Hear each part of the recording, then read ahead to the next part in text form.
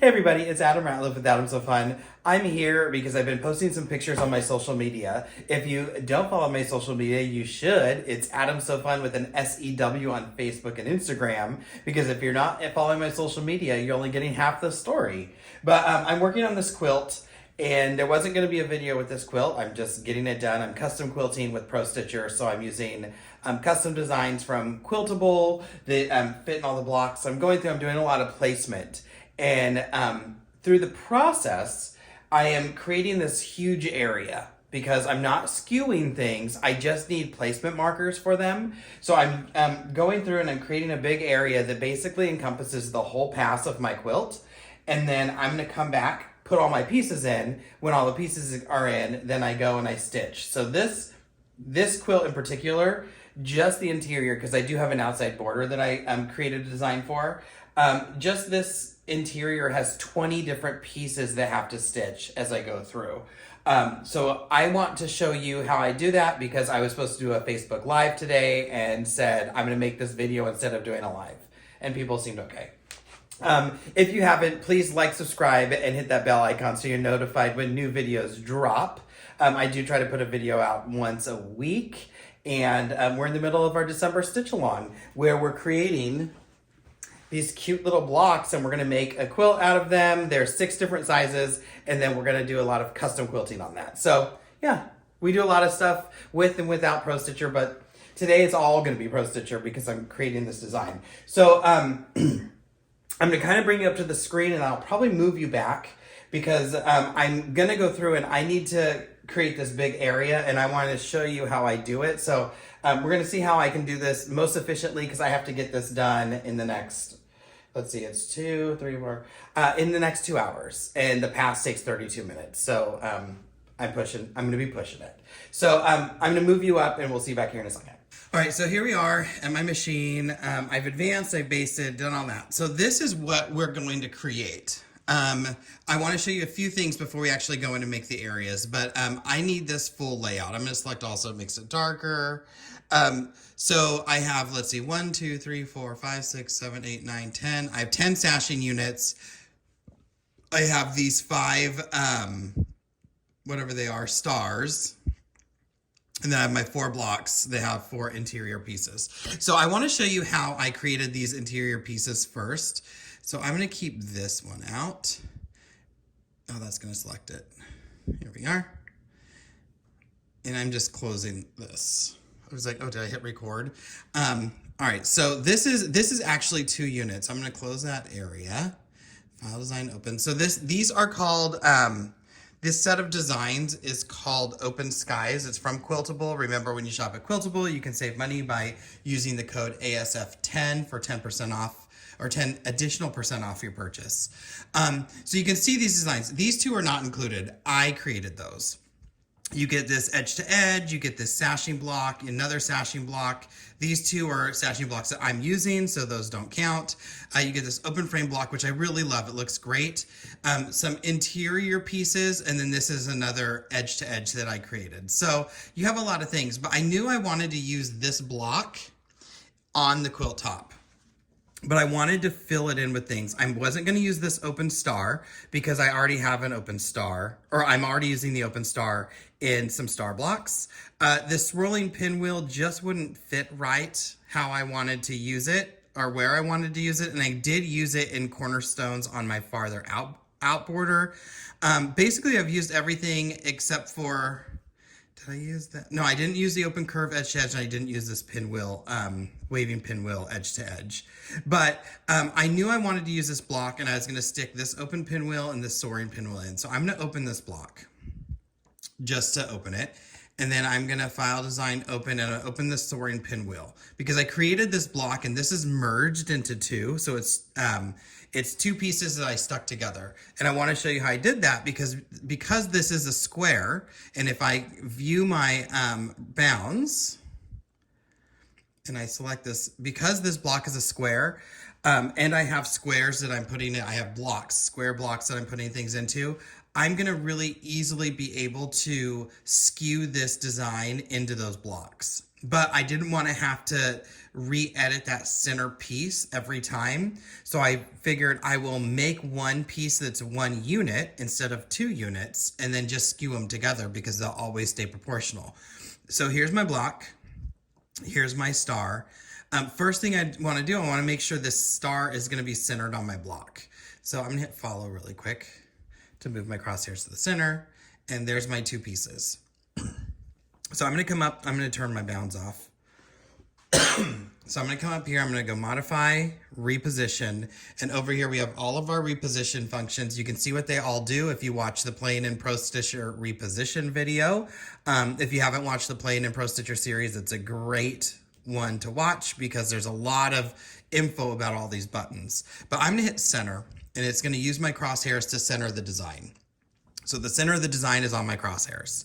So now I can pick my soaring pinwheel and hit center. And now I'm going to zoom in to just these 2. Now my pinwheel is perfectly centered on my outside design. How do I know that? Because I let Pro Stitcher do it for me. Pro Stitcher is going to do it correct. Now I'm going to go to resize because I wanted my pinwheel larger, turn my lock on. And again, you can see videos on how all these buttons work. And then I just increase the size. So I put it in there the way I liked. Once I got it how I liked it, then I came down and I hit select all. Oh, I can't hit select all because I have that other design. So we're gonna hit this one, pick that one. And now I'm gonna move this over just a little bit and we'll go into one of my other functions. It shows I'm gonna start out here, there's a jump, it's gonna end in the center. And that's exactly what I want. So now, if I come over to my workspace tab, I can see I have a group here. If you hit baseline, now it's a merged group. So now I have a new design that if I skew it, it's gonna skew everything together. And so that's what I did. And then I hit file, save selected, and then I save them. And I did that twice. I did that with the spiral and I did this with the open pinwheel block because I wanna have a little bit of difference in those blocks. So that was the first thing I did because I needed to have those blocks ready. So now I'm just gonna clear my screen. And we're going to tilt you down. I have to see how I can do this because I'm working a little bit different today on a different camera. All right, so I'm going to go into my area tab and I'm not going to show you the screen for a second because I already pointed you down. So I'm going to my area tab because I have all of this stuff across the quilt I want to put stuff into.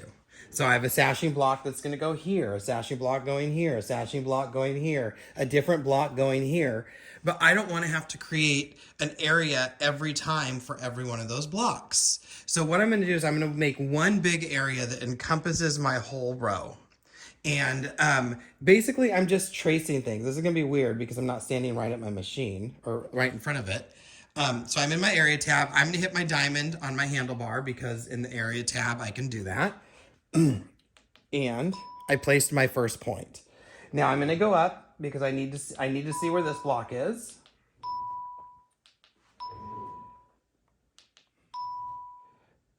Ding and ding. So let's tilt you up for a second. So that's what I have now. Well, I'm going to continue dinging this. So I'm going to put you right there. Sorry, my arm's going to get in the way a little bit, but it is what it is. That's what happens. So now I need this star. And so I'm not going to stop dinging. I'm just going to continue to ding. Now, if you were going to use skew, this would not work. You wouldn't be able to skew in the shape. So for anything like this block here, I want to use skew. So I'm not going to worry about getting that block. I just need placement lines for all of these other pieces. So now if we look up, we'll look up. I have a star and I have a diamond. It has an extra little line here. Who cares? It's just a placement line, or they're placement lines for my designs. I don't really care if I have an extra line through things. That doesn't matter. It's not gonna mess me up at all because I'm not using skew. So a lot of you are gonna be like, well, yeah, but what if I wanna skew it? You can't do this if you wanna skew it. And I'm gonna say that probably a whole bunch of times because that's how it works. So my last ding was here, so I'm going to ding back down here. And now I have this star, and now I have this sashing piece. So now let's go to this sashing piece. And I usually kind of look to see what kind of pass I can do. So now I have that sashing. These pieces were already done when I did the star. So now I have this side of the star. I'm going to work around this one. You can still see. And am I being super accurate? No, because I'm not going to be cropping anything. Again, placement lines. These are just going to be placement pieces. Now I'm going to go all the way up to do my next sashing block. Pick up these sides.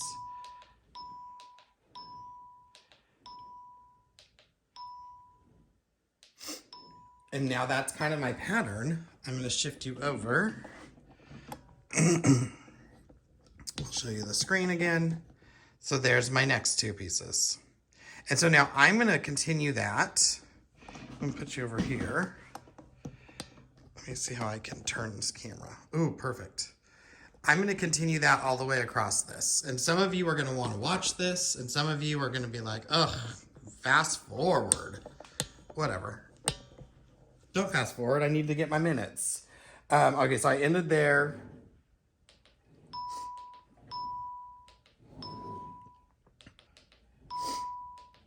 Ben has had the flu.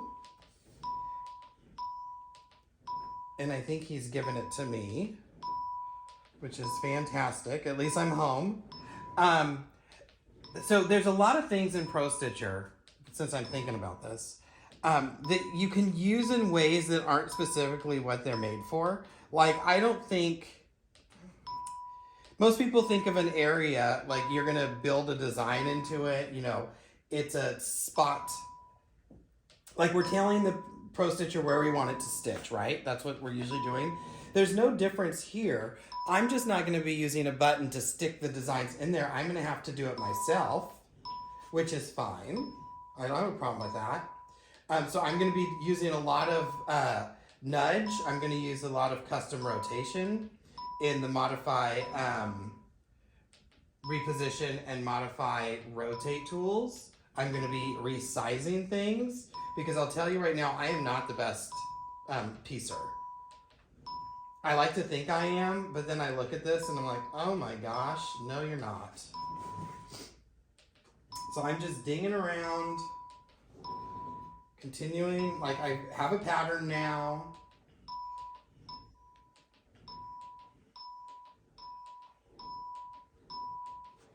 And remember, they're for placement.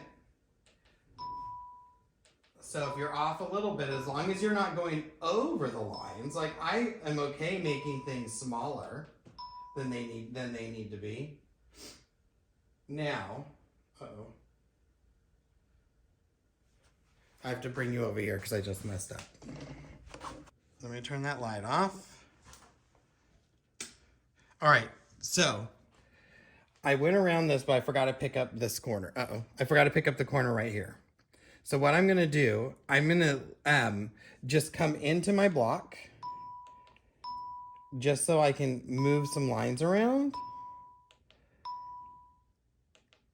And then I'll recreate it and come out the other side.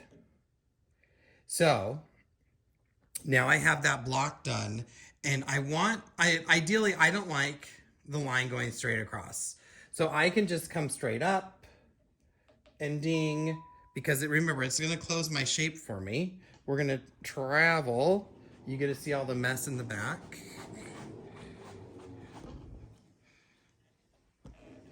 All the way over here. Yeah, you can kind of see. And I'm gonna ding it over here. And then I'm gonna come forward and ding right by where I started. And now it took the line out. So this area has 137 points all the way through there. Again, it's just placement lines. So now, like I want to put a star block here. So let me tilt it down. So here's my block. I'm going to open that block for me. File, design, open. And this is called open star. I want to center this. I'm just eyeballing it. So I have a center mark here, center lines there. That looks about right. So I'm going to put my crosshairs, or I'm going to put my needle, which represents my crosshairs, right? Or my crosshairs are my needle. Let me zoom in. So here we are, and look, I can even use the points, although they're not specific, but well, that's fine. Modify, I'm gonna use reposition, and I'm gonna use center because I centered that. And now I can look at this and say, ooh, that looks a little bit off right there, and then I can just nudge it over a little bit if I need to. Careful, because sometimes if you hit nudge too fast, it will stay on. So now I'm gonna go to my next star. Ooh, I'm gonna hit follow. I don't really often use follow, but for this process, I've been using follow a lot. And again, my needle's down here and I centered it on my design. I'm gonna hit edit duplicate because my design's still selected. When you duplicate it, it opens with the start point on your crosshairs. And I'm gonna hit modify, center. And then now we're gonna go down to the next one. And I'm just gonna do the same thing. Edit, duplicate, modify, center. Make sure it looks okay. Come down to the next one. Edit, duplicate, modify, center. Because I have my nudges, I can fix them. And come down to the last one.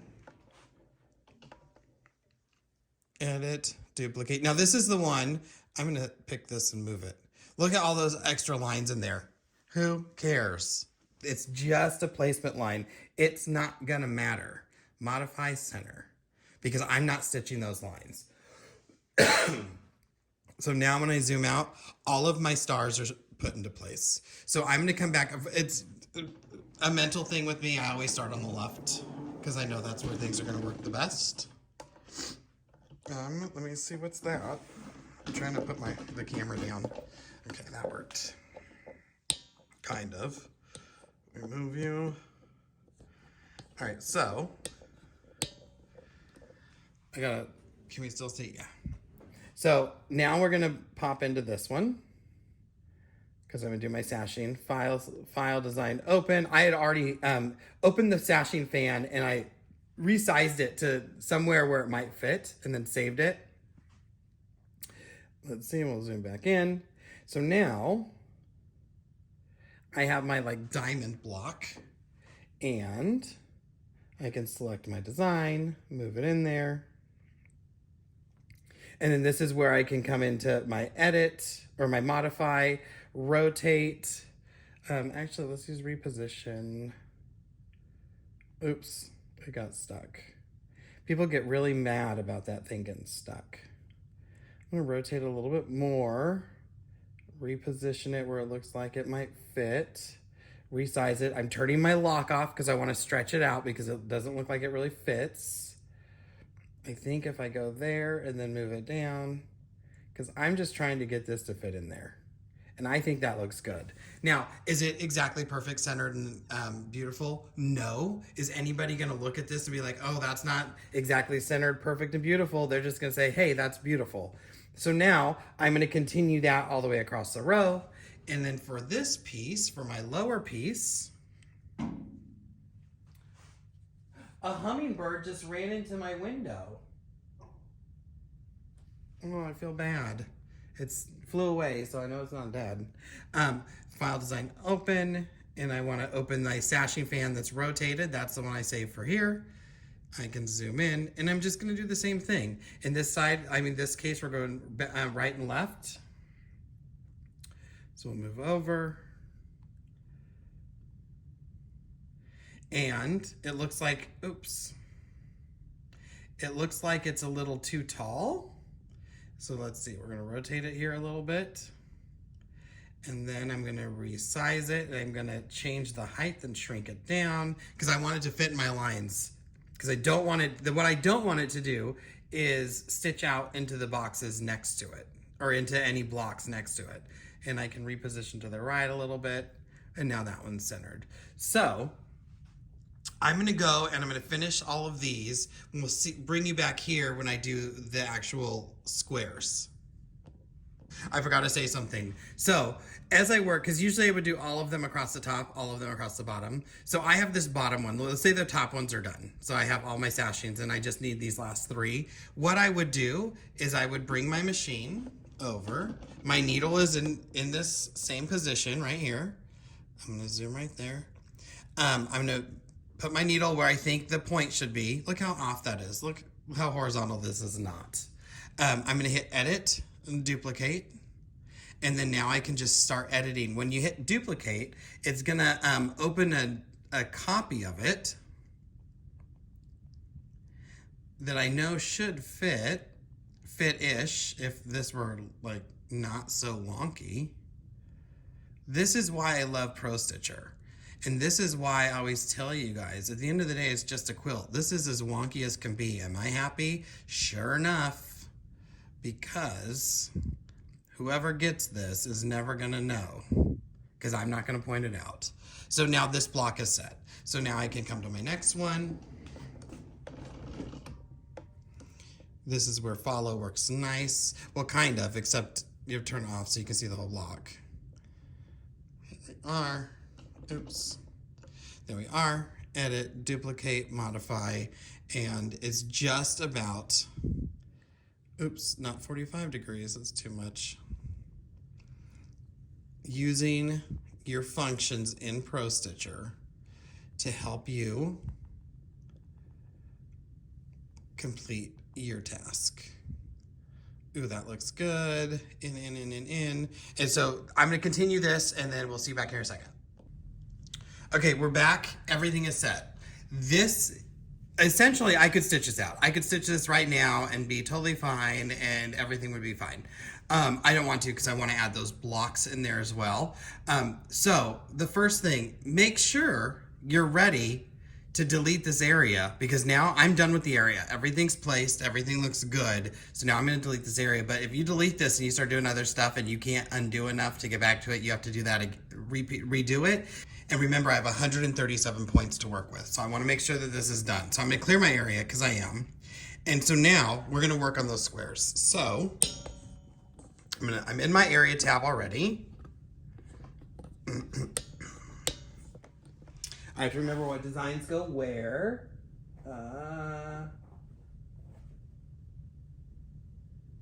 Okay, so this is the thing. So, in my area tab, so now I'm gonna ding my corners.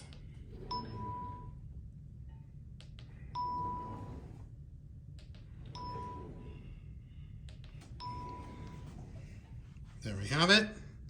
So my corners are dinged. I'm turn up. Open my design, file design open, and I need the one with the swords. I call these swords. There we are. And I'm gonna hit modify, skew, border skew, baseline, done. That one is that block is in. I'm gonna clear my area, slide down to my next block. I'm gonna keep you on the screen.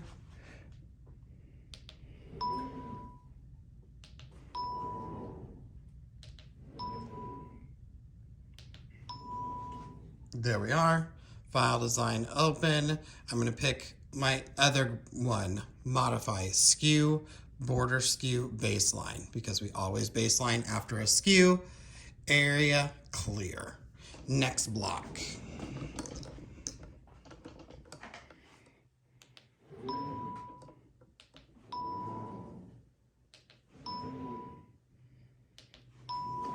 There we are. Now I could duplicate this and put it into this one, but I never skew a design. File design open, and I'm gonna pick my design. I never skew a design that's already been skewed, because what skew does, it edits that design and shifts it to fit into your block. And I don't want something that's already been shifted to be shifted again, because it just might not always work out. So I always, if I'm gonna skew something, unless I really don't need it, like, unless it's not gonna hurt anything, which I don't know a point where it wouldn't, I'm always gonna open a new design.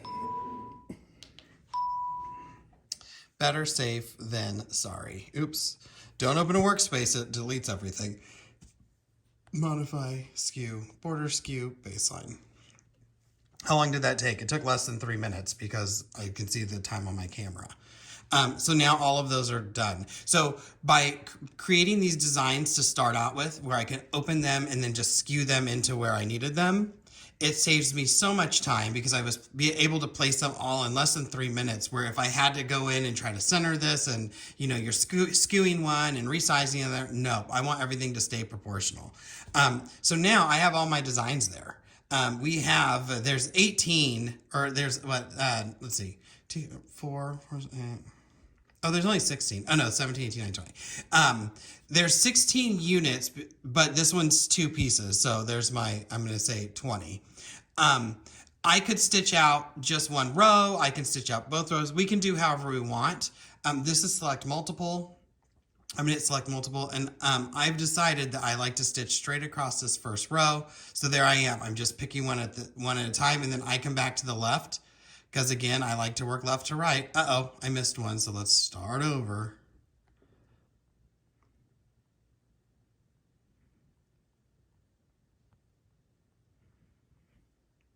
There we are. Turn this off. Turn that button off if you ever use it. It's bane of my existence. Baseline. I baseline them all together to tell Pro Stitcher I'm ready to stitch. And so that is a quick tutorial on how to do this. Now I'm going to stitch it out. It's going to stitch one.